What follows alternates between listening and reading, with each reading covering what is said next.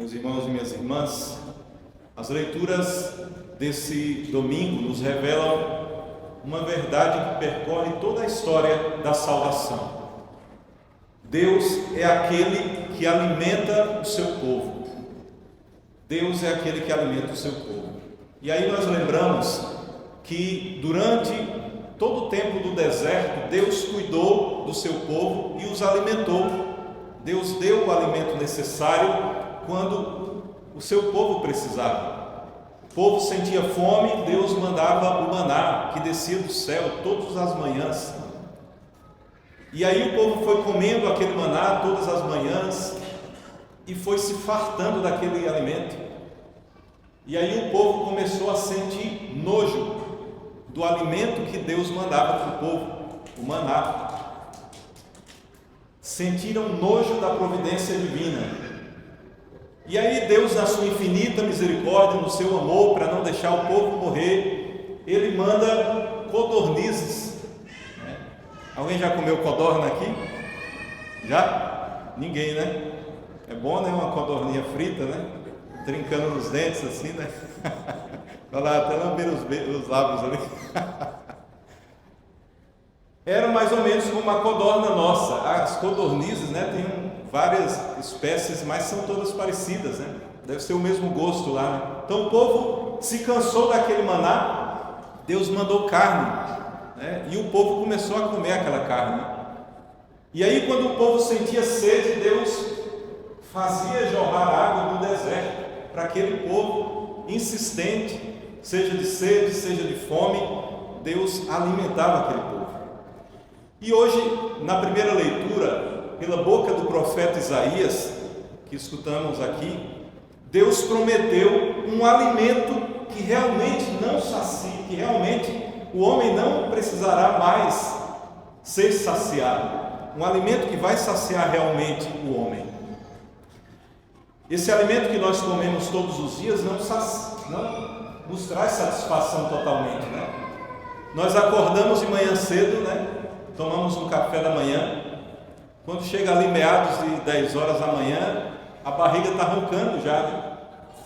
As lombrigas ali estão cantando o coral dentro, né? E aí nós petiscamos alguma coisa, né? Mas quando chega meio-dia, já estamos varando de fome de novo.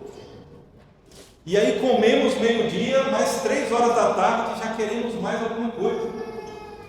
E à noite, no jantar, já detonamos mais forte ainda, né? Depois do dia de trabalho, né? Comemos mais ainda.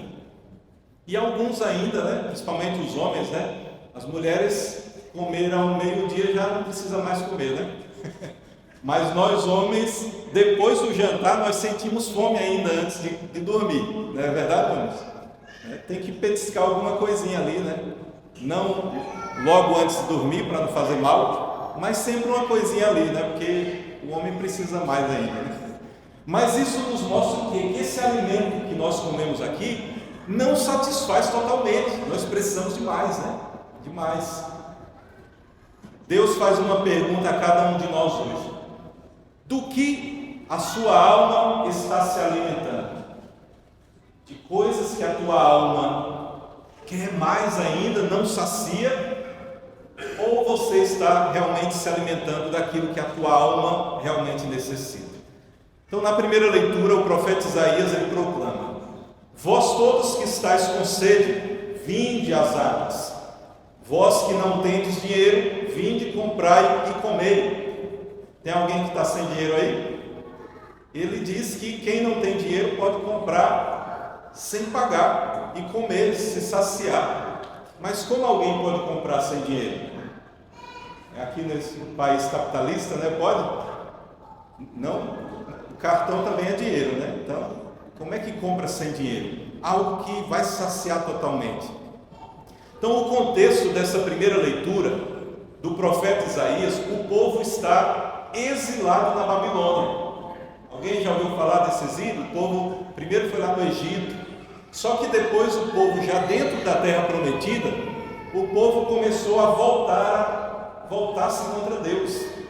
Assim como eles sentiram nojo do alimento do maná lá no deserto, estando na terra que jorrava leite e mel, que era a terra prometida, o povo também, coração duro, querendo adorar outros deuses. E Deus alertava a todo momento: olha, se não voltardes para mim, vocês vão perecer pelos inimigos. E foi isso. Os babilônios invadiram Jerusalém, destruíram o templo sagrado, destruíram aquele templo construído em Jerusalém, destruíram as casas, destruíram as muralhas de Jerusalém e pegaram a maioria do povo de Israel e levaram para a Babilônia, para trabalhar na Babilônia, longe da terra prometida. Então era esse contexto. O povo estava totalmente desanimado, sem esperança alguma. E aí Deus manda o profeta dizer: vocês estão com sede? Venham a mim. Estão com fome? Venham. Não precisa de dinheiro, eu vou dar um alimento que vocês não precisarão mais ter fome. Só que essa linguagem é totalmente simbólica. A água aqui que ele diz, vinde as águas, representa a vida que vem de Deus. Lá no Antigo Testamento, a água era sinal da graça divina. A água também é o sinal da purificação do Espírito Santo. E imagina naquele país seco que era, no deserto, falar que oferecer uma água gratuitamente era oferecer a própria vida. A água é vida. O vinho aqui é simbolizando a alegria da abundância dos tempos quando o Messias chegasse. Então é viver com plenitude, na plenitude dos tempos do Filho de Deus que viria. E o leite representa um alimento que faz crescer. Acho que a maioria de nós tomou um leite materno, né? Eu tomei bastante, né? Minha mãe falou bastante, por isso eu sou forte. Com certeza você também tomou o leite materno, e esse leite materno ele é essencial para o crescimento da criança. Por isso Deus fala aqui, o leite que ele fala é o leite, simbolicamente, aquilo que fará o homem crescer, o homem e a mulher, e serem fortes. Então aqui falando da palavra da aliança de Deus. Então tudo isso que Deus promete é oferecido gratuitamente. Nenhum dinheiro pode pagar o que Deus promete para nós. A graça de Deus não se compra com esse dinheiro que nós temos. Pode ter maior fortuna, a graça de Deus ela não compra com isso, ela é gratuita. O perdão de Deus não se compra com dinheiro. O perdão dele é gratuito. O amor de Deus não se compra. Você não pode dizer: Deus, eu vou fazer uma promessa aqui, eu vou andar daqui da Filadélfia até Boston andando, para tu me amar mais. Não tem isso. Deus não faz essa troca. O amor dele por nós já é gratuito e total. Não tem nada que nós possamos acrescentar para que Deus nos ame mais, porque ele já nos ama na totalidade, sem pagar nada, é gratuito. E a salvação também não se compra. Ah, Senhor, eu quero a salvação, eu vou fazer. A salvação é dada gratuita por Deus. O que eu faço, o que você deve fazer é abrir-se a essa salvação e deixar que essa graça adentre aqui e vá dia após dia nos garantindo o céu, a eternidade. Então, esse é o centro da profecia de Isaías na primeira leitura. Tudo é dom de Deus, tudo é gratuito. A salvação é um dom gratuito de Deus. Então, Israel não podia fazer nada com suas próprias forças para sair do exílio da Babilônia. A iniciativa sempre partiria de Deus. E a iniciativa na minha vida e na sua sempre parte de Deus. A graça sempre vai preceder o nosso mérito. Nós não merecemos nada. Se nós merecêssemos algo, era o quê? Nem vou falar o nome aqui, né? Olha aí as nossas quedas, os nossos fracassos. Quando trocamos Deus, quando falamos: Senhor, eu prefiro o churrasco do que ir para a missa no domingo. Eu prefiro passear do que ir na missa ao domingo. Nós estamos fazendo a mesma coisa que o povo de Israel fazia trocando Deus. Nada é mérito, tudo é iniciativa de Deus. E aí Deus fala ao profeta mais algo. Por que gastar dinheiro com aquilo que não alimenta e o salário com aquilo que não sacia? Por que vocês fazem compras aí se isso não sacia? Por que fazem comida todos os dias se não sacia a fome? Mas não é isso que Deus está falando. É preciso comer para não desmaiar aqui na missa, né? Preciso estar forte. Mas quantas pessoas passam a vida inteira correndo atrás de coisas que jamais preencherão o coração e a alma, e gastam todas as energias em coisas que não preenchem aqui dentro, não preenche, e gasta energias, e gasta forças, e gasta dinheiro, e gasta fortuna. Olha, dinheiro é importante, nós precisamos. Trabalho é importante, dignifica o homem. Saúde é importante, mas nem nada disso consegue saciar a sede mais profunda da nossa alma. O trabalho, tudo isso que fazemos, o esforço aqui é para assegurar esse corpo que perece, que um dia vai perecer, sustentar ele, mas a alma é outra coisa que sacia. Então o coração humano, ele foi criado para Deus, só Deus sacia. O homem procura felicidade onde ela não existe. Acumulam riquezas e querem mais. Sucesso, mas quer mais sucesso. Vai querer sempre mais. Prazer e quer mais prazer e mais. Fama, poder, sempre vai querer mais. E em tudo isso vai continuar vazio, com fome, com sede na alma. Porque nada disso mata a fome nem a sede. Em seguida Deus apresenta o caminho. Então o profeta vai apresentar o caminho. Qual o caminho a fazer? Escuta-me atentamente, Deus fala. Inclina o vosso ouvido e vinde a mim e tereis a vida. Antes de dizer comei, Deus diz escuta.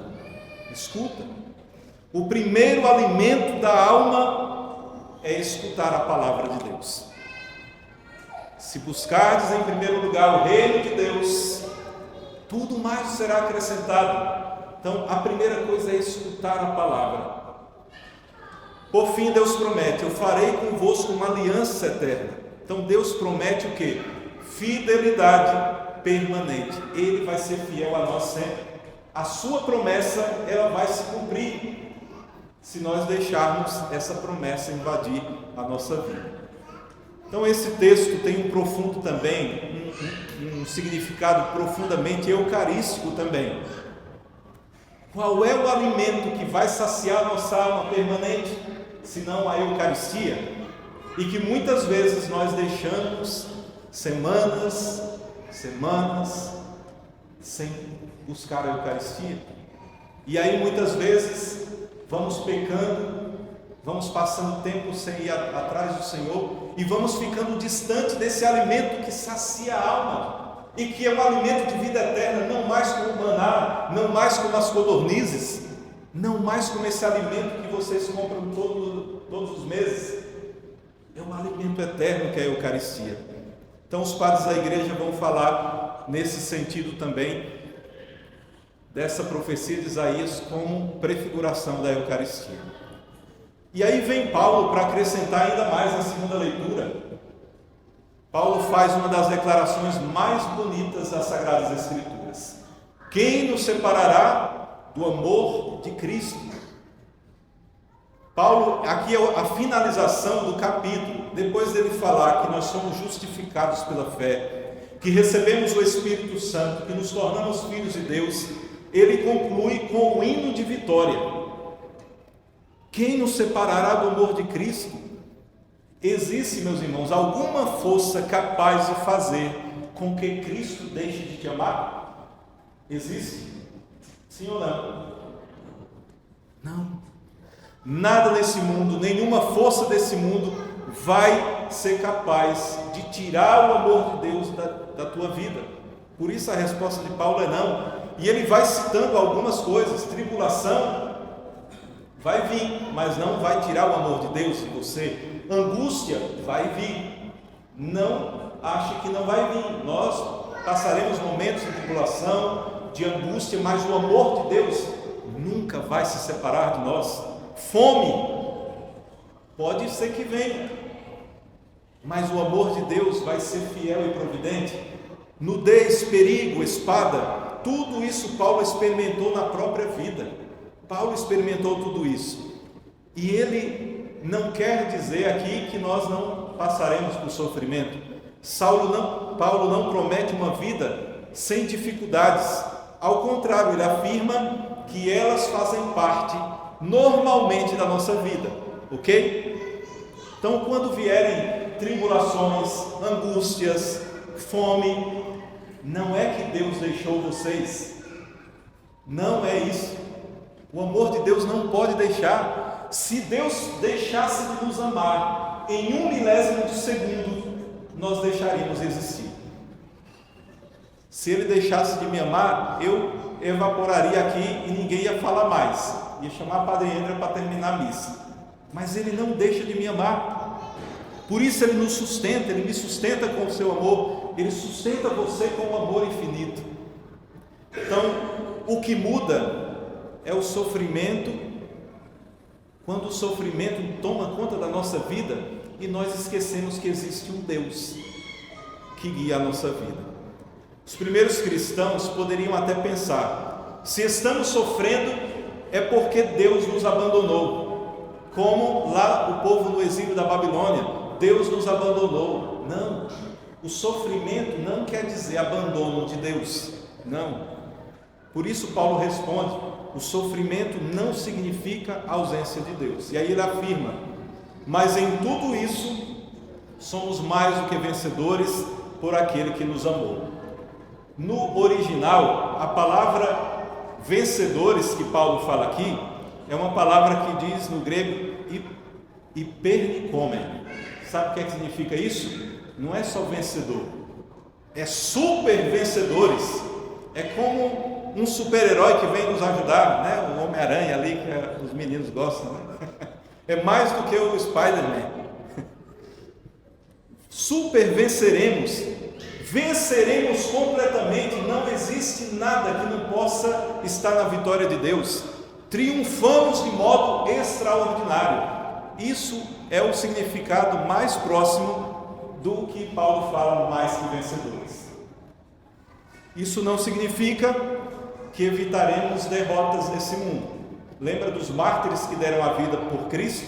Morreram fisicamente, mas a alma está louvando a Deus eternamente, louvando, adorando a Deus eternamente. Quem dá a vida por Cristo, quem derrama o seu sangue, não somente o sangue físico, mas diariamente dando a vida por Cristo, escolhendo Cristo em primeiro lugar, durante a semana, não esquecendo que existe um Deus que nos guia e nos ama, diariamente lembrando: Deus, obrigado por me amar. Domingo, vem à missa ou sábado, para dizer: Senhor, obrigado pela ressurreição que Tu me deste, pelo amor maravilhoso que Tu nos deste. Então Paulo não fala porque nós somos fortes, porque nós temos muita fé, mas ele diz: porque Ele nos amou primeiro. É a iniciativa dele. Então a vitória depende antes da graça divina do que das nossas míseras forças que nós achamos ter. É Cristo que nos sustenta. E aí ele sintetiza a lista dizendo: nem a morte, nem a vida, nem anjos, nem principados, nem o presente, nem o futuro, nem as alturas ou os abismos poderão nos afastar do amor de Cristo. Paulo aqui está falando de coisas essenciais à nossa vida. A morte é o maior medo da maioria dos homens. Tem alguém que tem medo da morte aqui? Tem? Eu tinha medo quando eu era pequeno. Eu tinha medo lá quando eu tinha uns 5 anos, 6. Mas depois eu fui entendendo, Deus foi entrando na minha vida, eu não tenho medo da morte. Sabe do que eu tenho medo? Sabe? E que vocês devem ter medo também. A única coisa que eu tenho medo é de quê? De morrer estando em estado de pecado mortal. Porque aí é o perigo. Como Paulo fala, né? Eu corro para não perder a salvação que eu preguei a tantos. Eu luto, não dando golpes no ar, mas certeiro, porque eu quero a salvação. Por isso ele diz: combati o bom combate, completei a carreira, guardei a fé, agora está reservado a coroa da glória. E aí ele fala: nem a vida, porque é nessa vida que nós teremos dificuldades e tentações. Nem anjos e nem principados, ele diz, nem os anjos e muito menos potências do mal poderão nos tirar de Deus. Nem o presente, nem o que você está vivendo hoje. Talvez você está vivendo coisas ruins hoje. Isso não te afasta do amor de Deus. Isso não tira você do amor de Deus, mas faz Deus te amar ainda mais. Nem o futuro, que talvez você diga: o que vai ser do meu futuro? O que vai ser da minha vida? O que vai ser da minha família? Sabe o segredo para despreocupar disso? Coloca Ele no centro. Acredita nele que te ama, que te amou e te criou, que te amou e te salvou, que te amou e te sustenta. Sabe o segredo para não ficar tão preocupado: o que vai ser de mim daqui a uma semana, o que vai ser de mim aqui nesse país, o que vai ser de mim, será que eu vou sair daqui? O segredo é hoje acreditar no Deus que te ama. Se faltar água, Ele vai fazer jorrar água. Se faltar alimento, pão, Ele vai te dar ainda mais, uma carnezinha. É mais do que isso, mais do que codorna. Vai te dar muito mais. E aí ele resume: nem qualquer outra criatura poderá separar-nos do amor manifestado em Cristo Jesus. Nenhuma dessas situações é capaz de tirar o amor de Deus por você. Talvez você hoje venha aqui, talvez com uma enfermidade, talvez você veio a essa igreja com uma crise familiar, talvez você chegou aqui com dificuldades financeiras, com perda de alguém querido. Talvez você pode até se perguntar: será que Deus se esqueceu de mim? Paulo responde: não. Nada pode separar você do amor de Cristo. E aí chegamos no final do Evangelho, esse Evangelho maravilhoso que tem tudo a ver com as leituras, a primeira e a segunda. A multidão está no deserto, cansada, com fome, e aí os discípulos olham para aquela realidade e olham para Jesus e diz: olha, despede esse povo, porque não temos comida para tanta gente. Lembra do Evangelho lá atrás do joio e do trigo? O que foi que os empregados disseram? Arranca o joio, né? Vamos arrancar o joio. E Jesus disse: não, agora não.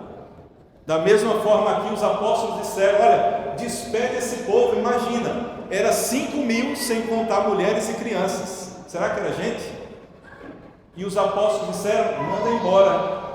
Manda embora esse povo. Jesus diz o quê? Dai-lhe vós mesmos de comer. Aí eles disseram: como nós vamos dar de comer? Nós não temos nada. Aí chega um menininho, que no outro evangelho fala, né? E mostra que tem 5 pães e 2 peixes. E aí o Senhor diz: trazei-me a mim. Deus poderia naquele momento fazer aparecer milhares de sacos de pães sem precisar de nada? Poderia? Poderia. Deus fez o sol do nada, fez a lua do nada, fez o firmamento do nada, fez montanhas, florestas, rios e mares, animais do nada. Não poderia fazer um pãozinho que o padeiro faz ali, esquentando ali no forno? Deus não poderia fazer do nada? Poderia. Mas Ele espera a nossa contrapartida. Ele espera o mínimo de nós. O que você tem para que eu faça um milagre? É isso que o Senhor está olhando para os teus problemas, para as tuas situações, e Ele olha para você. Talvez você está dizendo: não tem mais jeito. O Senhor diz: o que você tem? Quais são os 5 pães e os 2 peixes que você tem? Deus, Ele gosta de realizar milagres esperando uma partezinha nossa. Você acha que Deus precisava de Moisés para abrir o mar vermelho? Só que Deus disse: Moisés, pega o cajado e ordena. Você acha que Deus precisava de Josué para destruir as muralhas de Jericó? Não. Com um só sopro ele derrubaria as muralhas. Mas ele disse: dê 7 voltas ao redor da cidade. No final ela vai cair. Você acha que Jesus precisava de homens para encher as talhas de água para ele transformar vinho nas bodas de Caná? Ele poderia transformar vinho ali, a fazer aparecer vinho, mas ele disse: encham as talhas de água. O Senhor sempre vai olhar para nós e Ele quer realizar o impossível, mas Ele gosta de precisar um pouquinho da nossa contrapartida. E o que é esse pouco para que o teu milagre aconteça hoje, amanhã? A nossa oração diária. O que é a oração diária? É dizer: Senhor, eu te amo diariamente. É como vocês olham um para o outro dentro de casa e se veem todos os dias e talvez transmitam esse amor, o sentimento dizendo: te amo. A oração diária é dizendo: Senhor, eu não te amo só quando os meus problemas vêm. Eu não falo que te amo apenas quando vêm as tribulações. Eu te amo hoje. E amanhã eu te amarei mais. Os 5 pães e 2 peixinhos é a nossa fidelidade. Nós sabemos que domingo é o dia do Senhor. Faltar ao domingo é dizer o quê? Senhor, eu não te amo muito não. Eu amo mais os meus lazeres, eu amo mais os meus amigos, eu amo mais outras coisas do que tu, Senhor. Eu não sou capaz de, em toda semana, ficar 1h30 te louvando e agradecendo pela minha ressurreição, por nossa ressurreição. 5 pães e 2 peixinhos é a nossa disponibilidade. Senhor, eu ofereço algo que eu tenho para salvar almas, talvez dentro da paróquia, algo que a paróquia está precisando, uma pastoral, um grupo. Eu vou oferecer um pouquinho, Senhor, para que mais almas sejam salvas. Os 5 pães e 2 peixes é o tempo gasto com Deus. Nós amamos, se nós amamos algo, nós gastamos tempo com quem amamos, não é verdade? Se eu amo minha mãe, meu pai, eu vou ligar. Se está longe, eu vou ligar, vou mandar mensagem continuamente, né? Quem nós amamos e o que nós amamos, nós gastamos tempo. Será que nós estamos amando a Deus? Estamos gastando tempo com Deus? Então tudo isso, a confiança, o amor para com Deus, são 5 pães e 2 peixes para que Deus faça o resto. Ele pode fazer o milagre a qualquer momento, mas Ele gosta e Ele quer precisar do mínimo de você, do meu mínimo. O milagre ele não aconteceu quando os pães se multiplicaram. Quando foi que o milagre começou a acontecer? Quando uma criancinha disse: eu tenho 5 pães e 2 peixes. O que seria 5 pães e 2 peixes para 5.000 homens, sem contar mulheres e crianças? Para Deus, isso é o suficiente. Talvez você olhe para você hoje e diga: eu não tenho nada. Eu não tenho nada. Minha fé é pequena, tenho poucos talentos, ou nem percebeu se tem talentos. Minha família está cheia de problemas, minha saúde é frágil, meu tempo é curto, não tenho tempo. Mas Deus olha para você e diz: é isso que eu quero. O que você não tem tempo, o pouco, mínimo tempo que você tem, dai-me e eu faço o resto.